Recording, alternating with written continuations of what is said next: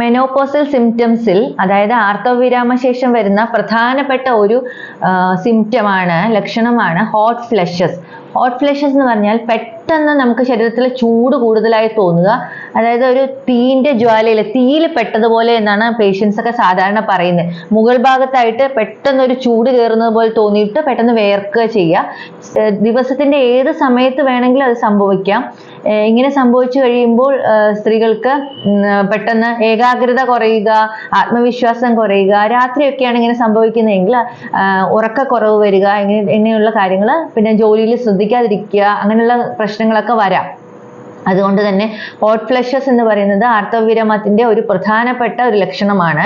അപ്പോൾ നമുക്ക് എന്താ ചെയ്യാൻ പറ്റുക? ഓരോ സ്ത്രീകൾക്കും അത് വ്യത്യാസമായിരിക്കും. നമ്മുടെ ശരീരത്തിൽ ആർത്തവവിരാമം ഉണ്ടാകുമ്പോൾ ഈസ്ട്രജൻ എന്ന് പറയുന്ന ഹോർമോൺ കുറയുന്നത് കൊണ്ട് ഹൈപ്പോതലാമസിലെ ഈ ശരീരത്തിലെ ടെമ്പറേച്ചർ കുറയ്ക്കുന്ന ഭാഗം സെൻസിറ്റീവ് ആവുകയും അതുകൊണ്ടാണ് ഇത് സംഭവിക്കുന്നത്. അത് പല സ്ത്രീകൾക്കും പല രീതിയിലാണ് വരുന്നത്. ചിലർക്ക് ദൈനംദിന പ്രവർത്തനങ്ങളെ തടസ്സപ്പെടുത്തുന്ന വിധം തീവ്രമായ രീതിയിൽ വരാം. ഇതോടൊപ്പം തന്നെ രാത്രി ഉണ്ടാകുന്ന സ്വെറ്റിംഗ് എന്ന് പറഞ്ഞാൽ അമിതമായി വിയർക്കുക, ഇതും വരാവുന്നതാണ്. അപ്പം നമുക്ക് ആദ്യമായി ചെയ്യേണ്ട കാര്യങ്ങൾ, ഇത് ശരീരത്തിന്റെ ഘടനയിൽ വരുന്ന ചില മാറ്റങ്ങൾ കൊണ്ടുണ്ടാവുന്നതാണ്, ഇത് സ്വാഭാവികമായ ഒരു പ്രക്രിയയുടെ ഭാഗമാണ് എന്ന് മനസ്സിലാക്കി റിലാക്സേഷൻ എക്സസൈസുകളും ചെറിയ പൊടിക്കൈകൾ പോലെ, അതായത് ധാരാളം വെള്ളം കുടിക്കുക, കോട്ടൺ വസ്ത്രങ്ങൾ ധരിക്കുക, റിലാക്സേഷൻ എക്സസൈസുകൾ, യോഗ പോലുള്ള ചെറിയ ചെറിയ വ്യായാമങ്ങൾ ശീലിക്കുക.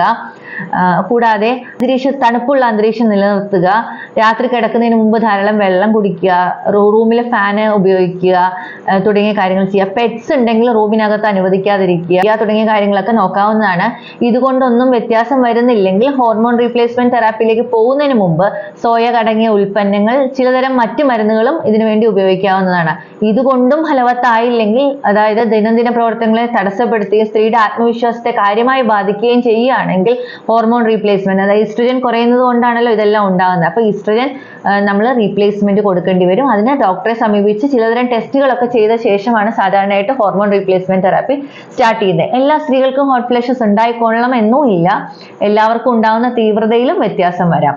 അതുകൊണ്ട് തന്നെ പേടിക്കേണ്ട, നമ്മൾ അതിന് വേണ്ട മരുന്നുകൾ അല്ലെങ്കിൽ അതിന് വേണ്ട മുൻകരുതലുകൾ എടുക്കാവുന്നതാണ്.